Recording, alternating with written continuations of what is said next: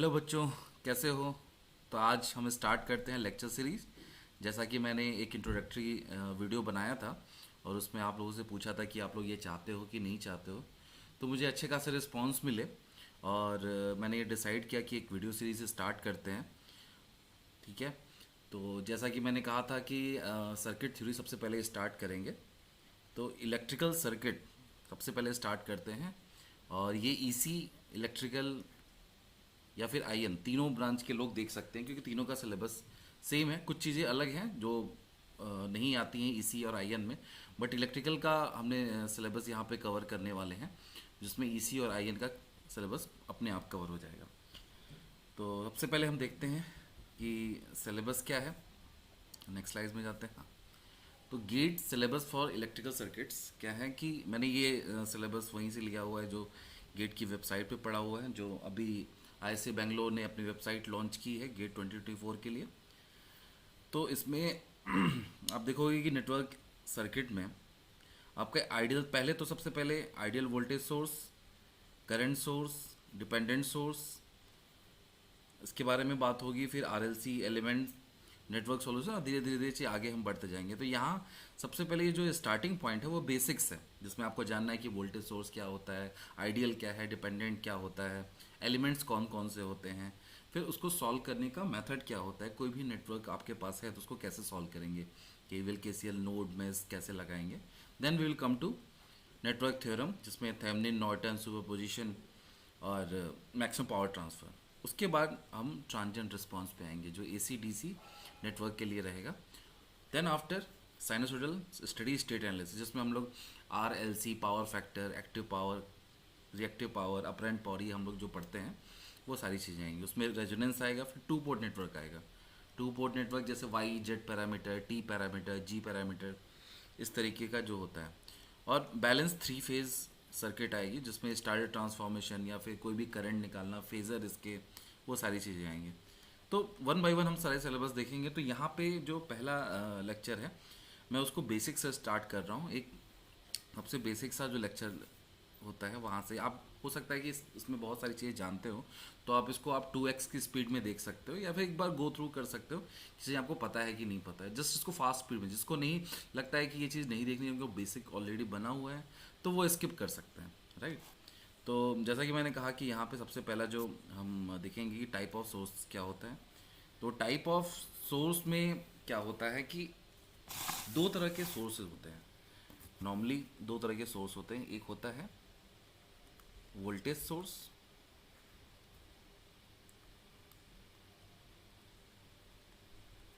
और current source.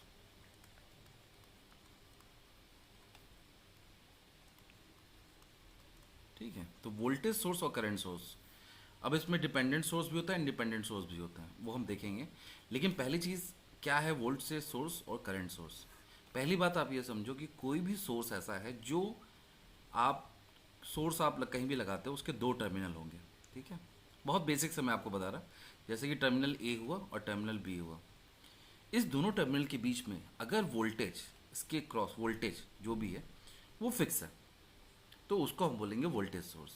Similarly अगर इस दोनों टर्मिनल को आप देखते हो और यहाँ पे इसमें जो करंट फ्लो कर रही है वो करंट कांस्टेंट है, मतलब करंट कोई फ्लो कर रही है जिसकी वैल्यू इसकी वैल्यू के बराबर है, जो भी ये सोर्स यहाँ पे लगा हुआ है, तो उसको बोलोगे आप करंट सोर्स। ठीक है, बहुत बेसिक, आप इसके बारे में जानते भी होगे। जैसे कि एग्जांपल बैटरी आप ले लो, घर पे जो बैटरी होती है, मोबाइल में जो बैटरी होती है, वो वोल्टेज सोर्स में आता है। करंट सोर्स की बात करें तो करंट सोर्स आपका बीजेटी आता है, वो थोड़ा एडवांस लेवल पे करंट सोर्स आ जाता है। आप ओपैम से भी करंट सोर्स बनाते हैं। ठीक है, ये सारी चीज़ें होती हैं। तो करंट सोर्स और वोल्टेज सोर्स होता है। ये कहाँ से बनता है? जैसे अभी मैंने एग्जांपल बोला कि एक बैटरी होती है, एक आपके पास बैटरी है। ठीक है, ये बैटरी को आप चार्ज करते हो, ये जो बड़े तरीके से बनाते हैं पॉजिटिव और ये निगेटिव, ऐसा ही इंडिकेशन होता है। वोल्टेज सोर्स डीसी भी हो सकता है, एसी भी हो सकता है। एसी सोर्स का सिंबल किस तरीके से है? एसी सोर्स, ये ऐसा कोई सोर्स होगा, प्लस माइनस। तो वन बाय वन करके देखते हैं। सबसे पहले हम देखेंगे वोल्टेज सोर्स के बारे में। इसको ऐसे देखते हैं। पहला वोल्टेज सोर्स, ठीक है। तो वोल्टेज सोर्स मैं कुछ लिखवा नहीं रहा, कुछ इसमें कुछ डेफिनेशन कुछ याद करने की ज़रूरत नहीं है, आपको समझने की ज़रूरत है कि क्या वोल्टेज सोर्स होते हैं, क्या मतलब बेसिक है, बहुत बेसिक है, इसमें आपको ज़्यादा दिक्कत कुछ नहीं आएगी। तो अगर मैं वोल्टेज सोर्स की बात कर रहा हूँ तो हो सकता है कि ये एसी हो या डीसी हो, या फिर इसमें दो तरीके के सोर्स आते हैं जिसको बोलेंगे, एक होता है इंडिपेंडेंट और दूसरा है डिपेंडेंट। तो अब इंडिपेंडेंट और डिपेंडेंट क्या है, नाम से ही ये क्लियर है कि अगर आप थोड़ा सा नाम को समझोगे तो इंडिपेंडेंट सोर्स क्या होता है, जैसा कि मैंने बोला कि एक टर्मिनल है ये और एक टर्मिनल है बी, ये ए और बी ऐसा है ना। अगर इसके बीच में कोई वोल्टेज सोर्स है तो आप बोलोगे ये प्लस होगा माइनस होगा, इसकी वैल्यू अगर फिक्स है, ये किसी और एलिमेंट पे डिपेंड नहीं कर रहा है। जैसे इसका 10 वोल्ट आपने फिक्स कर दिया, इसका 20 वोल्ट फिक्स कर दिया, कुछ कुछ भी ये फिक्स कर दिया, 30 कोई भी एक वैल्यू दे दी, लेट सपोज वी वोल्ट, ये आपने फिक्स कर दिया, this is if this value is fixed और ये चेंज नहीं हो रही, किसी और पैरामीटर पे डिपेंड नहीं कर रही है, इसकी एक कांस्टेंट वैल्यू है, इसकी एक कांस्टेंट वैल्यू है, तो आप इसको बोलोगे ये इंडिपेंडेंट सोर्स है। और डिपेंडेंट सोर्स में क्या होता है, डिपेंडेंट सोर्स में ऐसे ही आपका एक ए टर्मिनल होगा और एक बी टर्मिनल होगा, एक टर्मिनल बी होगा, और इसमें जो वोल्टेज होगा उसकी पोलैरिटी भी ऐसे होगी, लेकिन इसका जो वोल्टेज 10-20 फिक्स नहीं होगा, इसका कुछ ऐसा होगा, लेट सपोज 10i या फिर 20v, कुछ भी, मतलब किसी और टर्म। एक्चुअली ये जब वोल्टेज जो डिपेंडेंट सोर्स होता है वो किसी नेटवर्क में लगा हुआ है, ऐसा समझो आप, ऐसा किसी नेटवर्क में ये कनेक्टेड है। अब इस नेटवर्क में हो सकता है कोई रेजिस्टेंस हो, कोई करंट सोर्स हो, ठीक है, कोई करंट सोर्स हो, कोई और रेजिस्टेंस लगा हो, ऐसे कोई कोई भी एक नेटवर्क सर्किट हो सकता है जिसमें रेजिस्टेंस करंट ये सब सारी चीज़ें होती हैं, वो इसमें रहे। तो इसकी वैल्यू अगर मैं बोलूँ, इसकी वैल्यू जो 10i है या 20v है और 20v है, ये डिपेंड कर रही है इस करंट पे, मतलब उसी सर्किट में कोई और ब्रांच है जिसमें करंट आई फ्लो कर रही है, उस पर डिपेंड कर रही है। तो इसकी मतलब क्या हो, इसका मतलब क्या होगा, सपोज इस करंट की वैल्यू, ये जो करंट है इसकी वैल्यू 2 एम्पियर रहती है, तो इसकी वैल्यू कितनी हो गई 20 वोल्ट। अगर इस करंट की वैल्यू 3 एम्पियर होती है तो इसकी वैल्यू कितनी हो जाती है 30 वोल्ट। तो कहने का मतलब क्या है कि इसका जो भी पैरामीटर 20, 30, 40 जो भी आ रहा है वो इस करंट पे डिपेंड कर रहा है, दैट्स वाई ये डिपेंडेंट सोर्स हुआ, कोई भी अपनी वैल्यू को दूसरे पे डिपेंड कर रहा है, राइट। आई थिंक ये पॉइंट क्लियर हुआ होगा। लेकिन इसमें ये नहीं चीज़ हो, डिपेंडेंट सोर्स और इंडिपेंडेंट सोर्स में मेन चीज़ ये है कि ये कांस्टेंट रहता है और ये जो भी वैल्यू है किसी और चीज़ पे डिपेंड करती है। जैसे एग्जांपल 20v है, इसका मतलब ये हो सकता है कि ये इसके वोल्टेज पे डिपेंड करे, इस रेजिस्टेंस के क्रॉस जो वोल्टेज है उस पर डिपेंड करे। अब रेजिस्टेंस के क्रॉस वोल्टेज 1 आया तो 20 वोल्ट की बैटरी हो गई, 3 आया तो 60 वोल्ट की बैटरी हो गई, लाइक दैट, ठीक है। तो ये डिपेंडेंट सोर्स और इंडिपेंडेंट सोर्स, बहुत सारे लोगों को प्रॉब्लम होती है कि डिपेंडेंट सोर्स कैसे हम करेंगे, क्या चीज़ होगी, ये समझ में नहीं आता है, ठीक है। तो उसके लिए ये चीज़ बताइए। अब आगे देखते हैं करंट सोर्स के बारे में थोड़ा।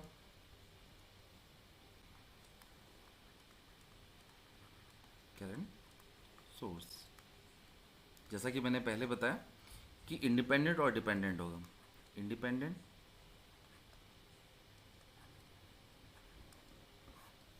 और एक डिपेंडेंट। कोई परेशानी की ज़रूरत नहीं है, हम इसके प्रॉब्लम्स करेंगे तो आपको क्लियर होगा। अभी मैं आपको एक जस्ट फील देना चाह रहा है कि इंडिपेंडेंट और डिपेंडेंट सोर्स हैं क्या। अब करंट सोर्स जैसा कि मैं बनाया, तो करंट का सोर्स का सिंबल किस तरीके से होगा, इस तरीके से, ठीक है। ये इसमें करंट फ्लो करेगी, ये टर्मिनल ए और ये टर्मिनल बी, ये टर्म इसका मतलब वैल्यू 10 एम्पियर है। इंडिपेंडेंट का मतलब क्या, इसकी जो भी वैल्यू होगी कांस्टेंट होगी, करंट की यूनिट कोई एम्पियर होगी, 10 एम्पियर और 20 एम्पियर, जो भी वैल्यू इसकी होगी ये फिक्स वैल्यू होगी, इस पर कोई और चीज़ डिपेंड नहीं करेगी, ठीक है। अब जैसे डिपेंडेंट हुआ, तो डिपेंडेंट का मतलब क्या है कि ये आपका पॉइंट ए और ये बी और ये आपका डिपेंडेंट सोर्स। अच्छा, कई बार क्या होगा, कई बुक में आप देखोगे कि जो डिपेंडेंट सोर्स के ये बनाते हैं, यहाँ पे जो सर्किट होती है, जो बॉक्स होता है, वो क्या गोल नहीं, कुछ ऐसा बना देते हैं। देखो, गोल बनाओ बॉक्स, चौकोर बनाओ, कुछ और बनाओ, उसका जो मतलब है वो तो चेंज नहीं होगा ना। तो जो मतलब है वो समझने की कोशिश ज़्यादा किया करो। अगर ये ऐसा लिखा हुआ है कि ये करंट सोर्स है, that depend on some 10i, जैसे मैंने वोल्टेज में लिखा था 10i। तो इसका मतलब ये हुआ कि ये किसी करंट पे डिपेंड कर रहा है, ठीक है, किसी करंट पे डिपेंड कर रहा है। अगर 10i है इसका मतलब है कि this depend on something current which is the part of the circuit, जैसा कि मैंने पहले बनाया था। कुछ ऐसा ले लो, चलो ऐसा कुछ ले लो, एक सर्किट ना, ऐसा सर्किट हो सकता है। अब इसमें इस ब्रांच में करंट आई फ्लो कर रही है, इसका मतलब है कि अगर इस करंट की वैल्यू 1 है तो ये 10 एम्पियर हो गई। तुम इसकी वैल्यू एम्पियर होगी या वोल्टेज होगी, ये डिपेंड करेगा कि ये सिंबल क्या है। सिंबल मतलब एरो लगा हुआ है तो करंट है, प्लस माइनस लगा हुआ तो वोल्टेज है, बहुत सिंपल सी बात है। लेकिन 10i लिखा हुआ मतलब ये डिपेंड कर रहा है इस ब्रांच पे, तो ये डिपेंडेंट करंट सोर्स हुआ और ये इंडिपेंडेंट करंट सोर्स, ठीक है। तो इसके न्यूमेरिकल्स गेट में बहुत सारे आते हैं, तो अगर आपको इसका मतलब समझ में आता है तो वो चीज़ इंपॉर्टेंट होगी। ऐसे ही यहाँ भी ये ऐसा नहीं हो सकता कि ये करंट सोर्स है तो केवल करंट पे डिपेंड होगा, नहीं, ऐसा हो सकता है कि किसी वोल्टेज पे डिपेंड करो, जैसे कि मैंने पहले हो सकता है इस वोल्टेज पे डिपेंड कर रहा हो, इस रेजिस्टेंस के क्रॉस जो वोल्टेज होगी वो उसके पे डिपेंड करेगा, ठीक है। इतनी बात समझ में आई? आई थिंक ये क्लियर हुआ होगा, इसमें कोई ज़्यादा दिक्कत वाली बात नहीं है। Dependent source, independent source, okay okay. Now electrical elements, type of electrical elements कौन कौन से होते हैं। सबसे बेसिक एलिमेंट आता है रेजिस्टेंस, रेजिस्टेंस पे चले जाते हैं, ठीक है। रेजिस्टेंस क्या होता है, कोई भी चीज़ रेजिस्टेंस का मतलब तुम देखो, मतलब उसको अगर हिंदी मतलब जाके तुम देखोगे तो उसका मतलब होता है कि प्रतिरोध, मतलब कोई भी चीज़ हो रही है उसको रेजिस्ट कर रहा है, उसको नहीं फ्लो होने दे रहा है। तो होता क्या है कि कोई भी करंट जब फ्लो करती है ना, तो उसको जो रेजिस्टेंस मिलता है वो करंट फ्लो को रोकता है, फ्लो ऑफ करंट को रोकता है, इस वजह से उसको रेजिस्टेंस कहते हैं, कोई आर। अब इसका फिजिकल मीनिंग थोड़ा क्या होता है, जैसे कि मान लो कि तुम्हारे पास कोई भी वायर है या कोई बॉक्स है, कोई एक मेटल का बॉक्स, ऐसा बॉक्स है मान लो, ठीक है, ये बॉक्स ऐसा कुछ बना है ऐसा करके, ऐसा है, और ये मेटेलिक है, मतलब इसके अंदर जो है कंडक्टर्स है, मतलब इसमें इंसुलेटर नहीं है, इसकी मतलब इसके अंदर चार्ज प्रेजेंट है। अगर आप वोल्टेज दोगे तो ये जो इसके आउटर मोस्ट सेल में चार्ज होते हैं वो फ्लो कर जाएंगे, इसका मतलब क्या है कि ये कंडक्टर है। अब कंडक्टर है, जैसे कि आप करंट फ्लो कराओगे इसमें, इसके करंट फ्लो करने से ये रोकेगा, एक रेजिस्टेंस प्रोवाइड करेगा, ठीक है। अब इस रेजिस्टेंस की वैल्यू क्या होगी या रेजिस्टेंस कैसे निकालते हैं। रेजिस्टेंस जो होता है उसका फॉर्मूला होता है रो एल बाई ए, ठीक है। रो एल बाई ए क्या है, रो जो होता है उसको क्या बोलते हैं, रेजिस्टिविटी, ठीक है। ये सारी चीज़ 12th की है, आपको पता होगी। लेंथ और A is the cross section area, cross sectional area, ठीक है। अब क्रॉस सेक्शन एरिया का मतलब ये एरिया, तो जैसे आप इसका एरिया निकालोगे एक सर्कल बनेगा तो पाई आर स्क्वायर। लेंथ क्या होगी, ये वाली लेंथ जो क्रॉस कर रही है, ठीक है, ये क्रॉस सेक्शन लेंथ हुआ। तो और रेजिस्टिविटी क्या है, इस मटेरियल की प्रॉपर्टी होती है। आप कोई भी मटेरियल कॉपर लो, सिल्वर लो, ब्रॉन्ज लो, तो उसकी एक रेजिस्टिविटी आती है जो आकी मतलब वो डिफाइन होती है, उस रेजिस्टिविटी को डालोगे, एल डालोगे, ए डालोगे, you will get the resistance value, ठीक है। लेकिन आपका जो इलेक्ट्रिकल सर्किट में क्वेश्चंस आएंगे वो आएंगे कि एक रेजिस्टेंस आपको दिया रहेगा, भाई ये रेजिस्टेंस है और इसकी यूनिट जो है 2 ओम 3 ओम, रेजिस्टेंस की यूनिट ओम होती है, 2 ओम 3 ओम जो वैल्यू होगी इसको आपको गिवन होगा, ठीक है, एग्जाम्पल के लिए। अब आपको यही दिया, अब इसको आपको यहाँ से निकालना नहीं होगा। लेकिन समटाइम्स क्वेश्चन कुछ बहुत बेसिक से कभी बनाने गया ना, तो आपको ऐसा क्वेश्चन दे सकता है गेट में जहाँ पे आपको इस तरीके का कुछ ऑफर किया। जैसे कि अभी हम लोग, मैं मतलब जिस भी ऑर्गेनाइजेशन में काम कर रहा हूँ वहाँ भी क्या होता है, समटाइम तुम्हें ऐसे सर्किट यूज़ करनी पड़ती है, ऐसी बस बार यूज़ करना पड़ता है जिसका आपको रेजिस्टेंस निकालना पड़ता है। आप जब बस बार यूज़ करते हो ना, बस बार का मतलब, बस बार मतलब ऐसा ऐसा एक बस बार रहता है, क्योंकि जब हाई करंट चीज़ें होती हैं तो आपको इससे आपको निकालना पड़ता है कि भाई ये रेजिस्टेंस कितना ऑफर कर रहा है। तो उस केस में आपको रेजिस्टेंस इसकी रजिस्टिविटी से, लेंथ से और क्रॉस सेक्शन एरिया से निकालना पड़ता है। तो वहाँ पे ये चीज़ इंपॉर्टेंट हो जाती है। बात समझ में आ रही है? तो समटाइम्स ऐसा क्वेश्चन आपको कभी फ्रेम कर सकता है। तो रेजिस्टेंस का मतलब आपको समझ में आना चाहिए क्या कहना चाह रहा है। जैसे जस्ट मैं अगर यहीं पे एक क्वेश्चन ऐसे फ्रेम करूँ कि एक यहाँ पे एक वोल्टेज सोर्स है, जैसे मैं जस्ट एक फ्रेम करूँ कि वोल्टेज सोर्स है, यहाँ से एक ये जो है एक बस बार से कनेक्टेड है। बस बार मतलब ऐसा कुछ बस बार होता है, ठीक है, जिसकी लेंथ जो है 1000 मीटर है। ऐसा कुछ हो सकता है। और रिटर्न जो है, ये रिटर्न हो जाएगा लेंथ, ये भी 1000 मीटर है। और यहाँ पे एक रेजिस्टेंस लगाया है जिसकी वैल्यू 1 ओम है। ठीक है, ये बस बार है। बस बार को आपको अलग से इसको फिगर बना के दे दिया है कि जैसा कि अभी मैंने बनाया था। बस बार का मतलब क्या, बस और एक बार के शेप में, तो ऐसा है, ऐसा दे दिया, this is nothing but this. तो इसका क्रॉस सेक्शन एरिया क्या है, ए दे दिया, ए गिवन है आपको। गिवन क्या क्या है आपको, ए गिवन है आपको, इसका लेंथ ऑलरेडी गिवन है जो कि 1000 मीटर है। ठीक है, और रो आपको दिया और रेजिस्टिविटी आपको गिवन है, ये गिवन दे दिया, ये भी दे दिया, ये भी दे दिया। और आपसे पूछ रहा है कि अब भाई इसमें बताओ कितना करंट फ्लो कर रहा है। तो आप जब इसको सॉल्व करने जाएंगे तो आपको इस तरह से सॉल्व करना पड़ेगा कि आपको इसकी रेजिस्टेंस जो निकालना है वो निकालोगे, इसका रेजिस्टेंस निकालोगे, देन आप केवीएल केसीएल जो भी लगाना है वो लगाओगे। ठीक है, तो रेजिस्टेंस का मतलब क्या होता है, जस्ट मैंने वो आपको बताया। ठीक है, ऐसे क्वेश्चंस आ सकते हैं, बिल्कुल आ सकते हैं। हो सकता है ये बोले नहीं ऐसा है, ये ऐसा है, केबल रेजिस्टेंस कुछ भी हो सकता है। जैसे पावर सिस्टम में जाओगे आप, रेजिस्टेंस बहुत मैटर करता है जब केबल्स की बात करते हैं। एनीवे यहाँ पे अभी हम जो स्टार्ट कर रहे हैं उसके लिए रेजिस्टेंस का मतलब ये है। तो रेजिस्टेंस आर आर ऐसा होता है। ठीक है, रेजिस्टेंस में एक और चीज़ चलती है जो कि मैं बताना चाहता हूँ, ये भी 12th की चीज़ है, बट कोई दिक्कत नहीं। रेजिस्टेंस में कॉम्बिनेशंस कर लेते हैं। कॉम्बिनेशंस क्या होता है, सीरीज और पैरेलल, आपको पता ही होगा, बस बस रिवाइज कर रहा हूँ। Series and parallel. ठीक है, मैं थोड़ा सा लिखता हूँ, लिखने में आपको शायद लगे कि, बट समझ जाना आप, इसमें मैं बोल भी रहा हूँ। R1 है, R2 है, अगर ये दोनों ऐसे कनेक्टेड हैं सीरीज में हुआ तो आपको पता चलता है कि इसका R इक्वलेंट जो आएगा उसको आप ऐसे दिखा सकते हो, इसको बोलेंगे R इक्वलेंट, और इसकी वैल्यू कितनी होगी, R1 प्लस R2। वैसे ही जब दो रेजिस्टेंस पैरेलल में कनेक्ट होते हैं तो ऐसा हो जाता है, जिसकी वैल्यू R1 होती, R1 R2। तो इसमें आप कैसा करते हो, 1/R इक्वलेंट जब बनाना है आपको, इक्वलेंट का मतलब क्या होता है, आप इसको एक रेजिस्टेंस से रिप्लेस करना चाहते हो। इक्वलेंट का मतलब क्या है, आप इस दोनों रेजिस्टेंस कॉम्बिनेशन को एक रेजिस्टेंस से रिप्लेस करना चाहते हो। जैसे यहाँ 2 था, उसको आपने एक से रिप्लेस किया, तो इसको क्या बोलेंगे, इक्वलेंट रेजिस्टेंस। यहाँ पे क्या आता है, 1/R1 प्लस 1/R2। ठीक है, आप इस तरह से निकाल सकते हो। ठीक है, ये सब बहुत सिंपल सी चीज़ें हैं, आप जैसे जैसे आगे बढ़ोगे ये चीज़ें बहुत ईजी हैं। चलो, आर हो गया, रेजिस्टेंस की बात कर लिया। दूसरी बात करते हैं RLC। RLC का मतलब इंडक्टर हो गया। अभी आप इंडक्टर ले लो, इंडक्टर। अब इंडक्टर क्या होता है भाई, इंडक्टर क्या है, इंडक्टर बेसिकली क्या होता है, इस तरीके से एक क्वाइल होती है। क्वाइल का मतलब क्या है कि अगर आप एक, इसको अगर मैं थोड़ा फिजिकल फिर से जाऊं तो आप इसको क्या बोलोगे, एक ऐसा मान लो कि कोई एक ऐसा, ये चीज़ है, कोई एक बार है। ठीक है, मे बी ये इंसुलेटर, जैसा भी आप बार ले सकते हो, एयर गैप भी ले सकते हो। इस पर आप क्या करो, इस पर वाइंड करो, एक वायर को इस पर वाउंड करोगे। वाउंड कर रहे हो मतलब क्या, इसके चारों तरफ लपेट दे रहे हो। अब जब चारों तरफ लपेटोगे तो इस तरीके से कुछ आएगा। ठीक है, अब इसको जब चारों तरफ लपेटोगे तो कुछ आएगा। और ये क्या है, इसमें आपने 4 टर्न लगाया तो उसको नंबर ऑफ टर्न बोलते हैं। N is the number of turns, number of turns हो गए।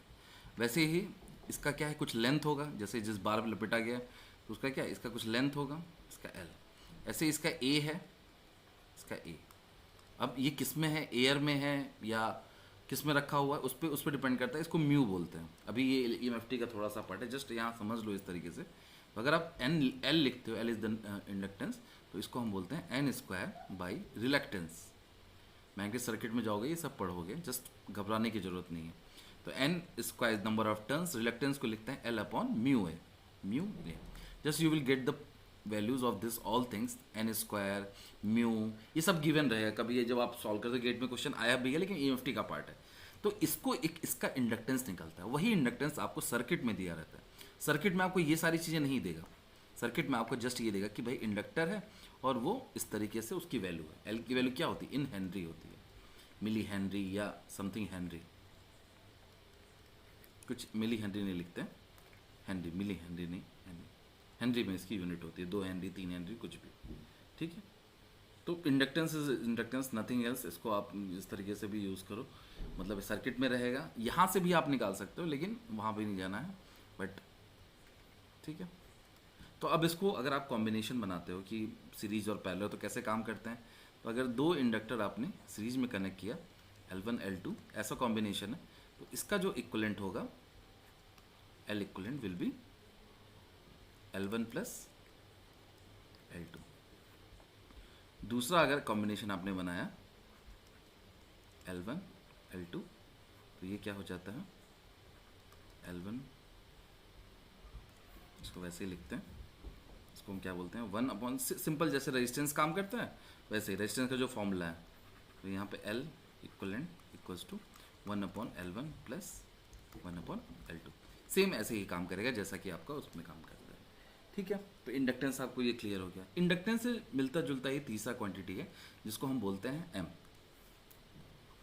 ये 2020 के पहले या 19 के पहले नहीं था, सिलेबस में एम कभी लिखते नहीं थे, लेकिन अभी एम पूछने लगा। एम आपको इंडिकेट करके दिया, तो you should know this M. अच्छा एक चीज़ और, जस्ट मैं पहले वाली बात, इस एल को ना, जो इंडक्टेंस बोला ना, इसको हम थोड़ा और प्रिसाइज वे में बोलें तो बोलेंगे सेल्फ इंडक्टेंस। सेल्फ इंडक्टेंस, ठीक है,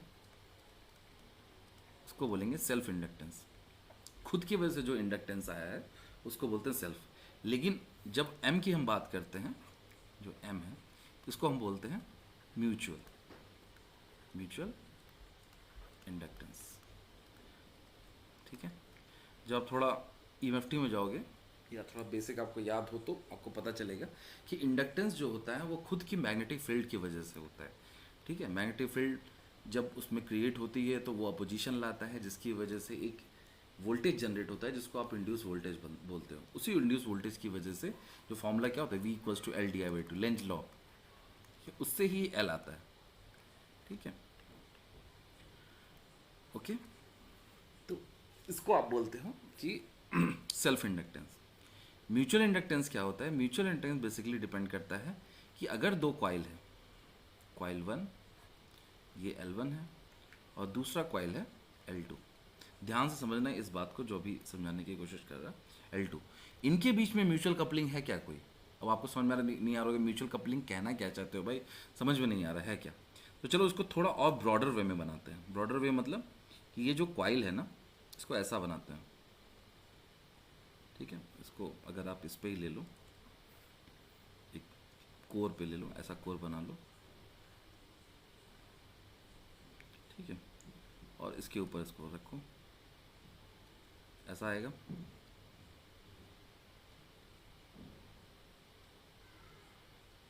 ओके, और एक दूसरा कॉइल लो यहाँ पे, कॉइल ब्लैक में ले लेते हैं। ठीक है, उस पर भी एक कॉइल लगा दो ऐसा।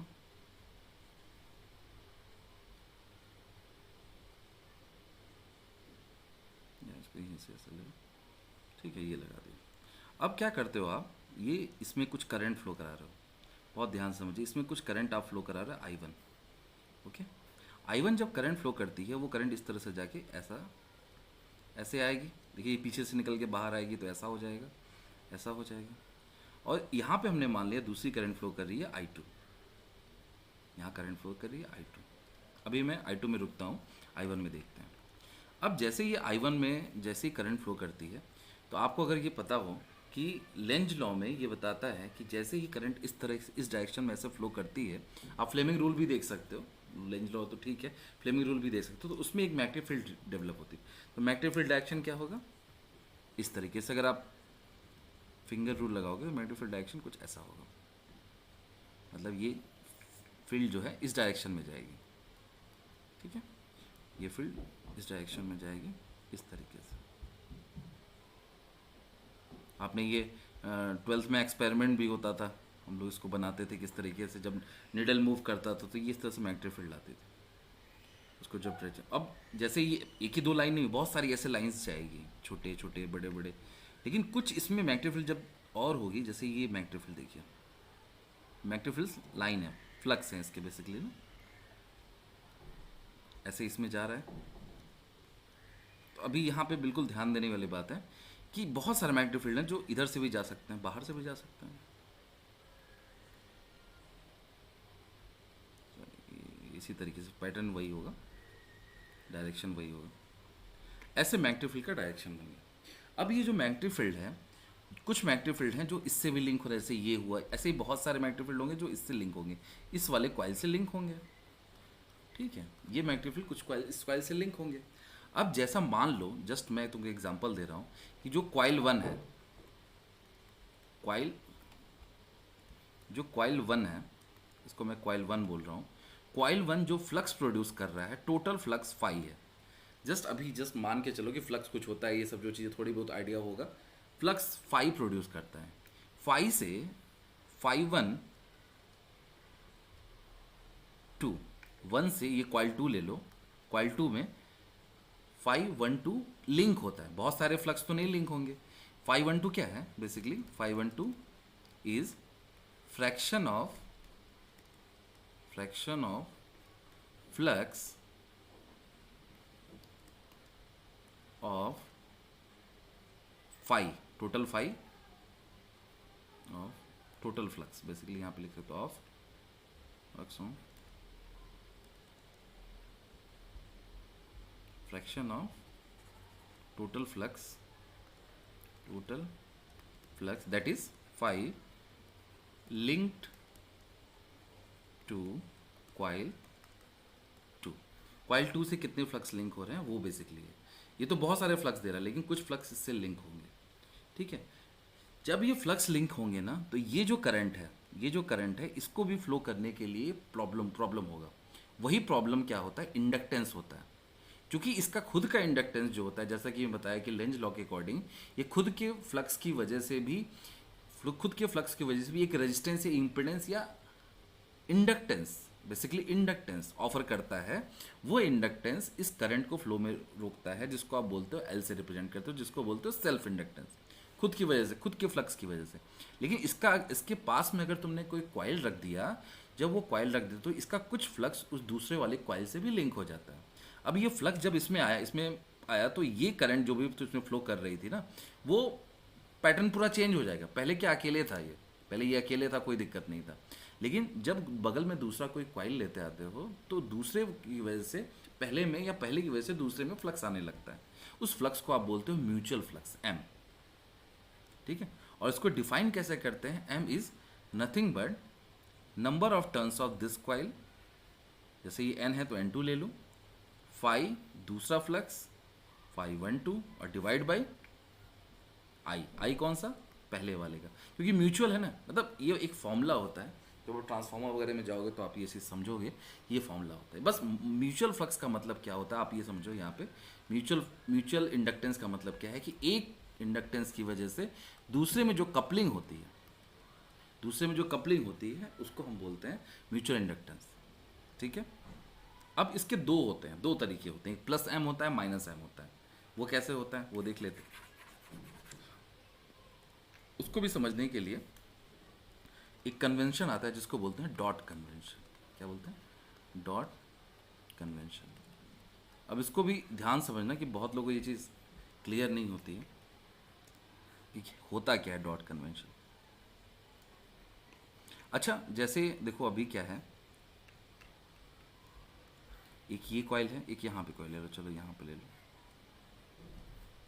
अब जैसे तुम इस कॉइल पे, किसी भी कॉइल पे, एक तो इस तरह से वायर लपेट सकते हो, मतलब ये ऊपर और फिर नीचे, या तो दूसरे तरीके से कैसे लपेटे, ऊपर से नहीं नीचे से, इसको नीचे से डाल दिया यहाँ से, और यहाँ से ऐसा आ गया।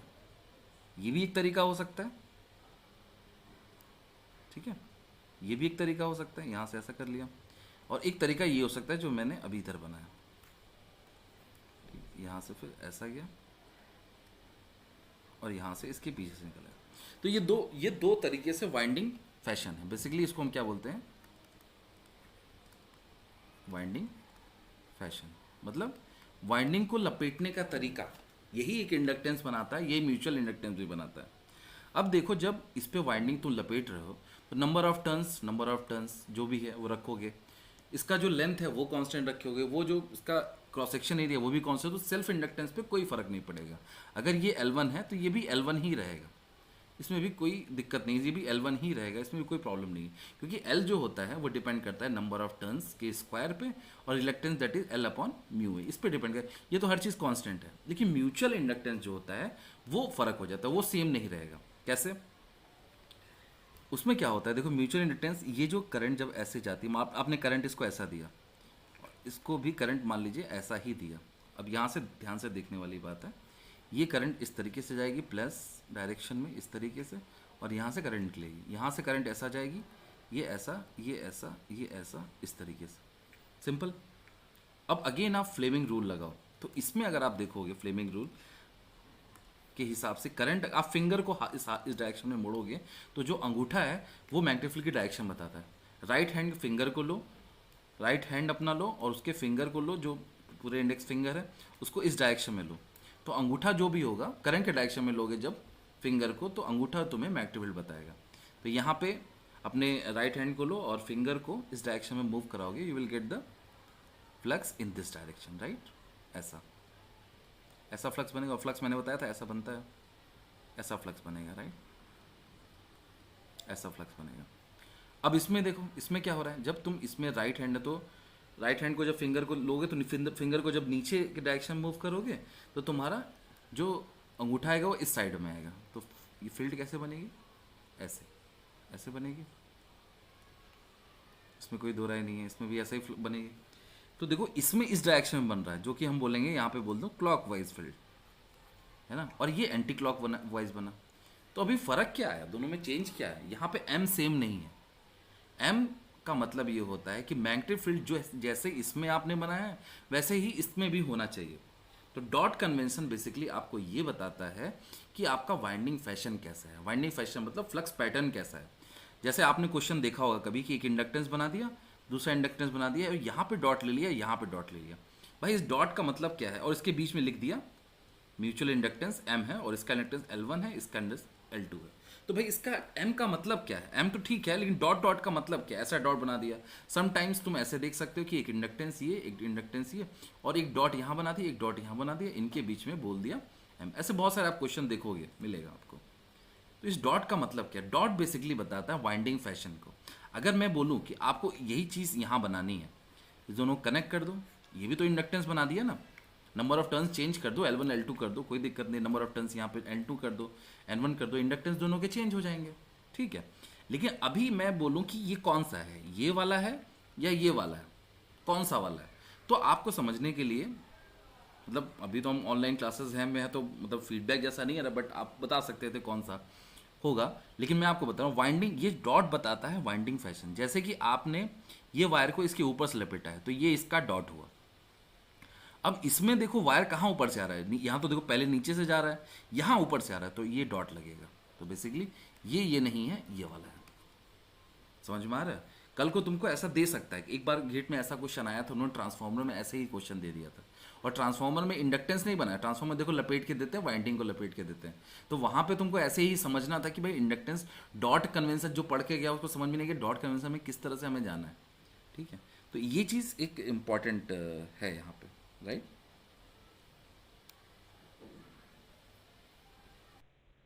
ठीक है। आई होप ये बात समझ में आई होगी कि डॉट कन्वेंशन क्या बताता है। डॉट कन्वेंशन आपको ये सारी चीजें बताता है, डॉट डॉट बाइंडिंग फैशन, ठीक है। तो आई थिंक ओके है। अब इसमें ही जब एम प्लस बोलते हैं, एम माइनस, जैसे ये दोनों सेम साइड में है तो इसको प्लस एम बोल देते हैं। ये दोनों यहाँ से इंटर, जैसे करंट इसमें इंटर नहीं कर रही है, जैसे करंट का ये बता देता हूँ आपको, हालांकि आगे हम देखेंगे, बट ठीक है। अब इसमें इस डॉट में करंट इंटर कर रही है और इस डॉट में भी करंट इंटर कर रही है, तो एम प्लस हो जाता है। लेकिन इस डॉट में करंट इंटर कर रही है और इस डॉट से करंट निकल रही है, तो यहाँ पे एम माइनस हो जाता है, नथिंग एल्स। तो एम प्लस भी हो सकता है, माइनस भी हो सकता है, बट इंडक्टेंस जो होता है, self inductance, that will be always same, मतलब उसमें कोई प्लस माइनस नहीं होता। ओके, तो आई होप आपको ये डॉट कन्वेंशन, म्यूचुअल इंडक्टेंस, ये सारी चीजें बहुत अच्छे से क्लियर हुई होगी। ओके, नेक्स्ट चलते हैं। लास्ट एलिमेंट जो हमारा है फोर्थ, दैट इज कैपेसिटेंस।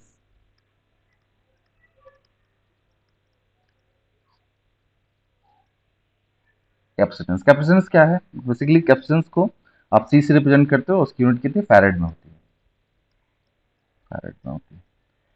जैसे कैपेसिटेंस होता क्या है, आपका सिंबल भी देख लेते हैं। सिंबल इस तरीके से होता है, ये प्लस माइनस जो भी प्लस माइनस हो सकता है, ये प्लस या ये माइनस कुछ भी हो सकता है।